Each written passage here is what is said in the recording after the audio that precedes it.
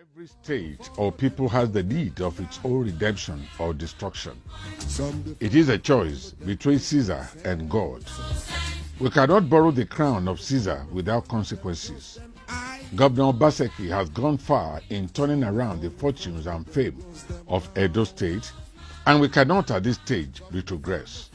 That is the natural intent of those who want him out. The battle here is between Governor Obaseki and Barabas.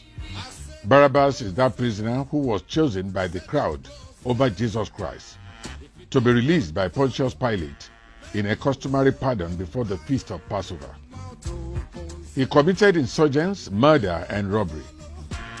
Pilate gave the Jews a choice between Jesus and Barabas, a well-known criminal. This is the choice before the people of Edo State today. In this piece, Barabas is a metaphor for the four negative alternatives to Governor Obaseki. They are Osagie Ize-Iyamu, Charles Ariavere, Pius Odubu, and Chris Ogewanyi.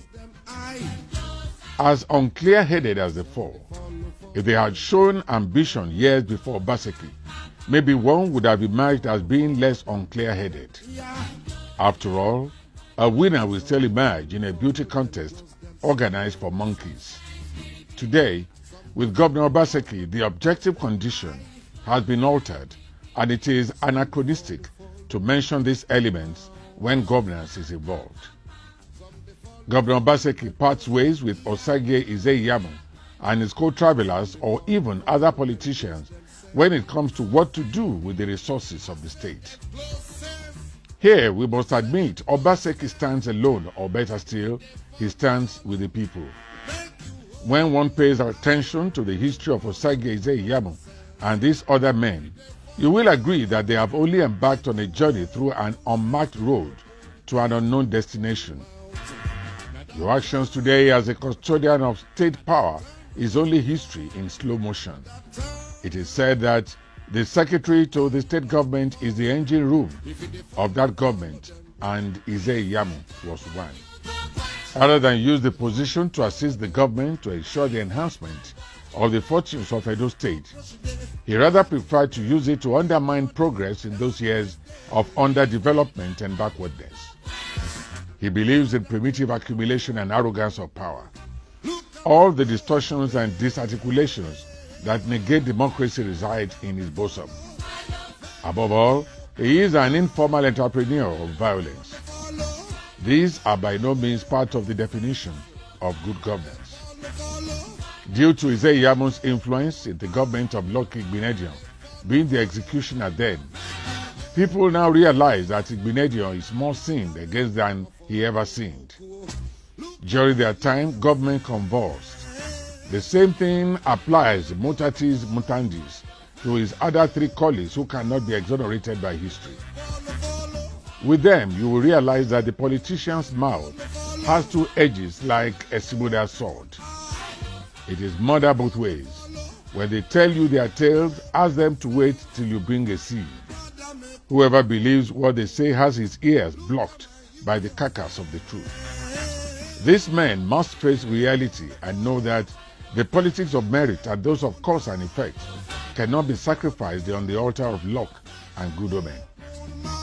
Their only credentials and source of strength remain their reliance on Comrade Adiam Soshomole, who they believe is a true master of intimidation.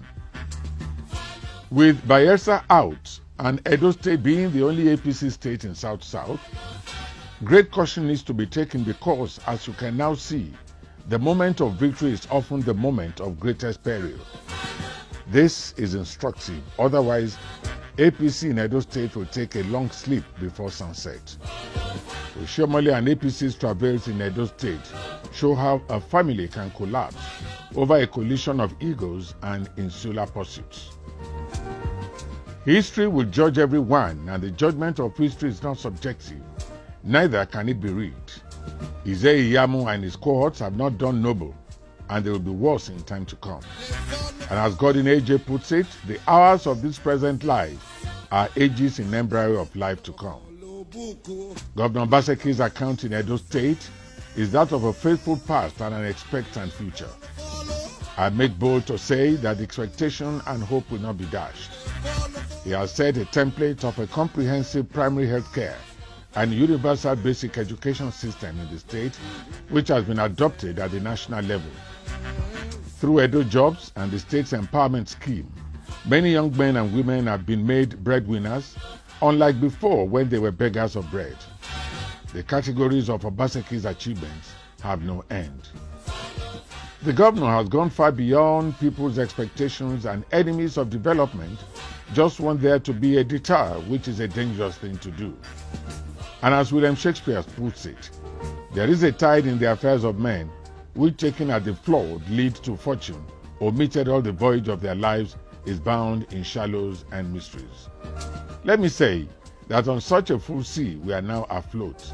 Again, St. Paul reminds us, the night is fast spent and the day is at hand. Altering this tidal wave of development will be a serious tragedy, which is better as an omen than as a fait accompli. Obaseki has the advantage of having the people with him. An advantage is a better soldier than rashness. I know that this war will end without a negotiation. It will be a surrender. The people have spoken, and their voices are loud and clear. We want Obaseki, not Barabas. Let me conclude with the words of Martin Luther King Jr. I shall not withdraw my statement until what I have said is proved against the dictates of the scriptures and reason. For to act against conscience is unsafe. Edo State needs Obaseki, not Barabas.